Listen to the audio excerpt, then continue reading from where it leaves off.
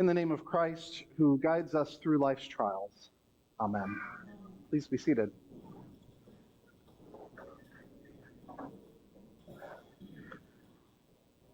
So you never know where inspiration will come from.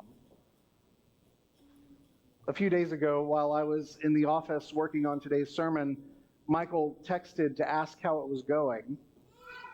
To be honest, I was struggling a little bit. It's hard to find a word of hope to grab onto in this particular gospel lesson. In fact, the part of the story of Jesus that we read today began with him challenging the hopefulness of the disciples. They were marveling at all that the temple in Jerusalem had to offer. It was beautiful and majestic. It felt like looking at a miracle right in front of them. But Jesus said, no. All that you are marveling at, all the wonder that you see and that you revere, in time, it will be nothing. Rubble. It will be torn down so completely that not even a single stone will rest on another. And if that wasn't enough to get you down, Jesus went on to say that the destruction he's describing wouldn't be limited to just the temple. There will be wars and natural disasters and famines and plagues. That's where I was when Michael texted. How's it going? Truth was, the going was pretty rough. But I just told him I'm still reading. Still researching where we might go together today. It was his response, however, that gave me the inspiration I needed. Cool, he said. I'm baking banana bread. And it struck me. It struck me. I can't think of a better metaphor. I can't preach while you're laughing next to me, sorry. I can't think of a better metaphor for the kind of grace that Jesus is offering his disciples today than that of banana bread. The thing about banana bread is it is the last hope for dying bananas. Perhaps we just bought too many and didn't get through them in time. Perhaps they were forgotten or misplaced until it was almost too late. But as these bananas lay dying, decomposing, and at the precipice of turning into trash, banana bread gives them new life. It's through their destruction that their path forward is found. What Jesus is saying here is that we shouldn't be fooled by the majesty and the beauty that we cling to. The bananas won't always be golden and fresh. There will be times when survival will be called into question. We may even wonder if it's worth it. But do not be terrified, for these things must take place first. But even in spite of everything, not a hair of your head will perish. By your endurance, he says, you will gain your souls. There are possibilities ahead that we can't imagine.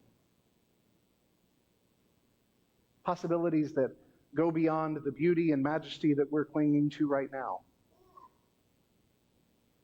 Possibilities for something entirely new. Banana bread. But some of the real meat of the gospel today comes with one little line that it's almost easy to overlook. In the midst of all the struggles and trials that Jesus warns us about, he says, this will give you an opportunity to testify. Even in the midst of hardship, maybe especially in the midst of hardship, that's when it's time for our faith to shine. That's when we most need to remember God's promise. A few years ago, I heard this song that our choir has used as an anthem before called I Believe. The words are very simple, but the music drives them through profound meaning. The three lines of the song are, I believe in the sun even when it's not shining. I believe in love even when I don't feel it. I believe in God even when God is silent.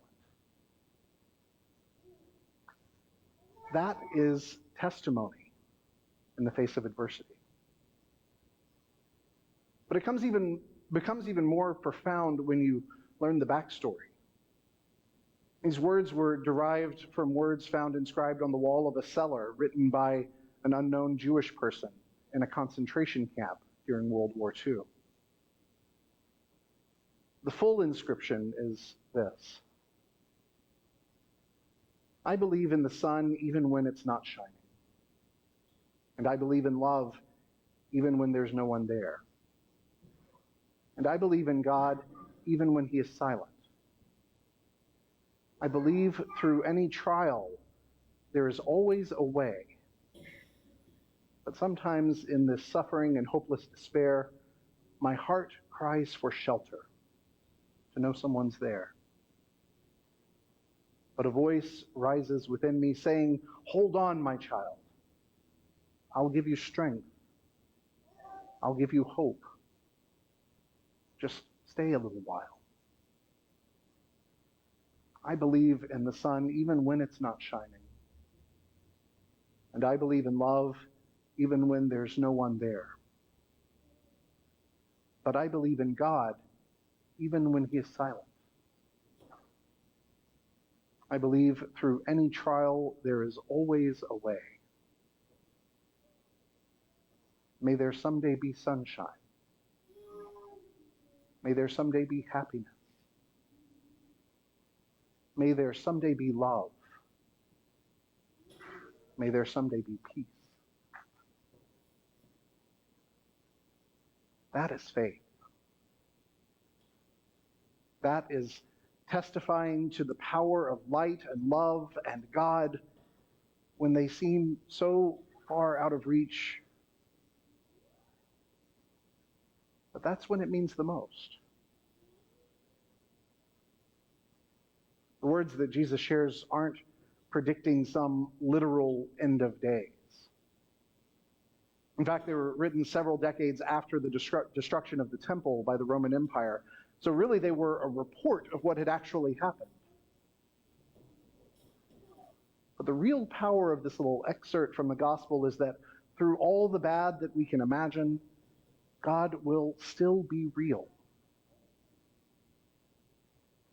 God will still be with us, giving us words and wisdom. God will still be with us, protecting us and leading us into true salvation. A salvation that is truer than the beauty and the majesty of human might that we cling to when the sun is shining. We know this not because it's been predicted, but because it's been seen.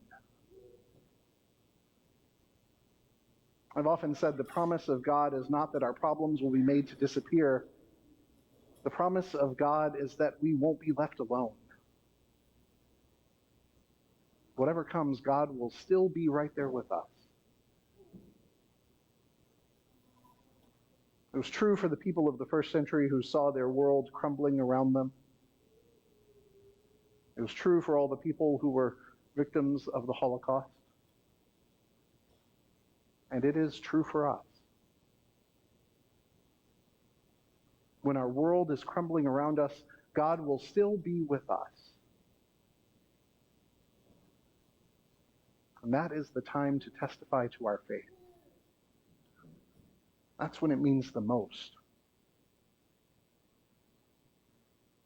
Through it all, God's grace is coming, like banana bread, making something entirely new out of something that was passing away. Amen.